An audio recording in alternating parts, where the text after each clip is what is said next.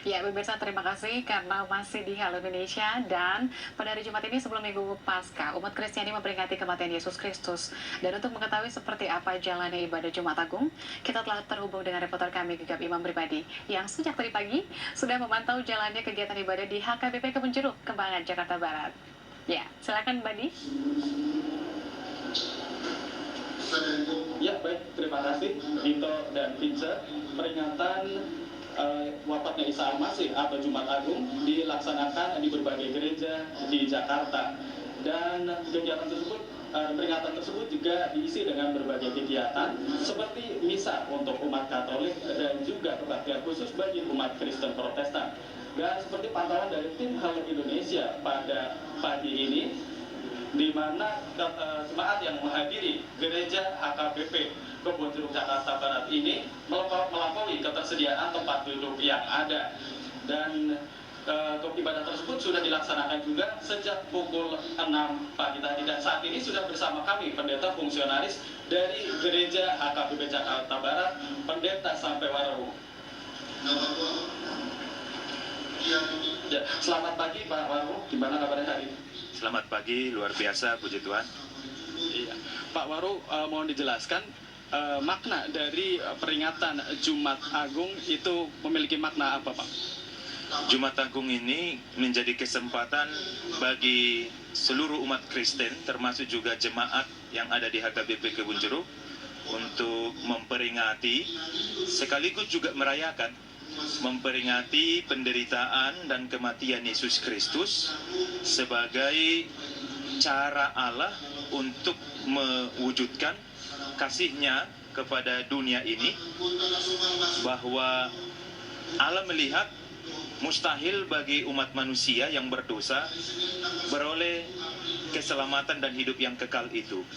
Maka Allah menyediakan jalan satu-satunya untuk beroleh keselamatan itu, cara menyerahkan Yesus Kristus, anak tunggalnya itu, sebagai korban penghapusan dosa.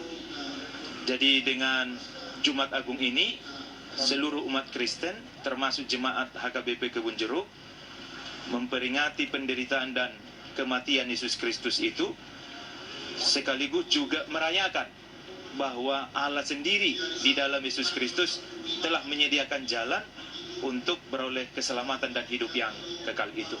Itu sebabnya diperingati sekaligus juga dirayakan. Iya. Dan Pak Rawu, untuk prosesi atau kegiatan ibadah, rangkaiannya ini seperti apa saja, Pak? Mohon dijelaskan. Jam 6 tadi sudah ada ibadah ya. Kemudian sekarang ada jam 9 ada ibadah. Dan di jam 14 WIB, jam 2 juga ada ibadah. Dan di jam 3 nanti, jam 3 sore, itu ada acara perjamuan kudus.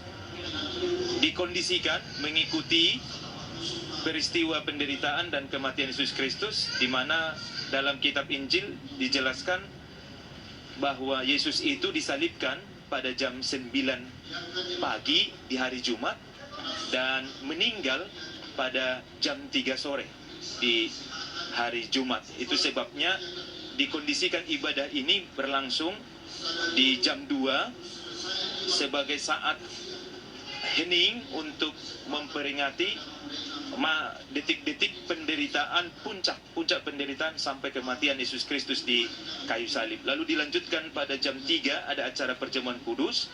Di dalam perjamuan kudus itu ada simbol roti dan anggur sebagai simbol tubuh Yesus Kristus, di mana Yesus Kristus telah menyerahkan hidupnya untuk umat manusia ini. Maka setiap orang yang ikut serta di dalam perjamuan kudus itu berarti menerima Yesus Kristus di dalam hidupnya dan percaya bahwa pengorbanan Yesus Kristus di kayu salib itu adalah dalam rangka menyelamatkan dirinya, ikut serta di dalam keselamatan yang dikerjakan oleh Yesus Kristus. Nanti setelah pukul 15 dilanjutkan dengan ibadah pukul 17.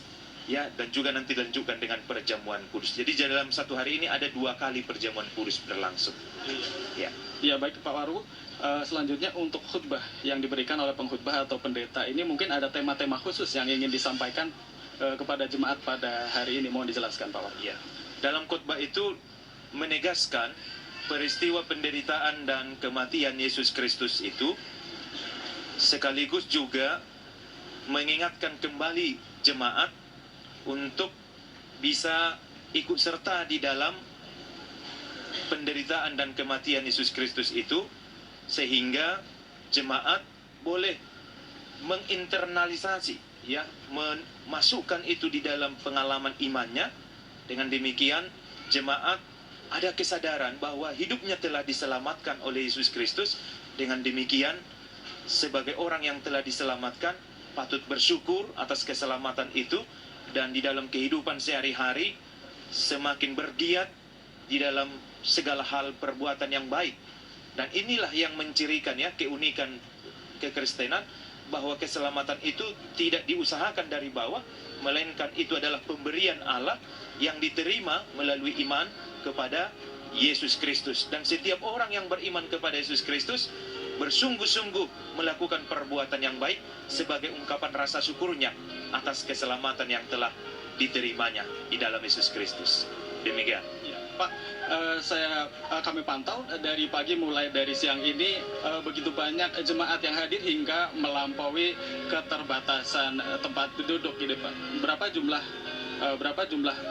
tempat duduk, berapa jumlah jemaat yang hadir di gereja HKBP Jakarta Barat pada pagi ini? Secara statistik jumlah jemaat HKBP Kebun Jeruk ini mencapai 3.000-an jiwa, ya. Jadi jika di dalam satu ibadah saja itu dilaksanakan, pasti tidak muat lingkungan ini. Makanya dikondisikan, diatur sedemikian rupa, dimulai dari jam 6 saja tadi pagi penuh, sampai jam sekarang sampai melimpah ruah, dan nanti di jam 2 siang menjelang sampai ke jam 3 itu juga akan seperti ini. Jadi memang Jumat Agung ini sangat istimewa, ya, bagi jemaat. Ini saja pada jam ini bisa mencapai 1000-an lebih peserta ibadah pada jam 9 pagi ini.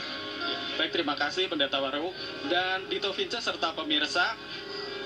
Jadi seperti disampaikan oleh Pendeta Waru tadi, bahwa makna dari wafatnya Isa Al-Masih atau Jumat Agung ini adalah sebagai wujud kematian Isa Al-Masih atau Yesus Kristus sebagai penebus dosa dari umat manusia. Demikian Dito dan Vince kembali ke studio.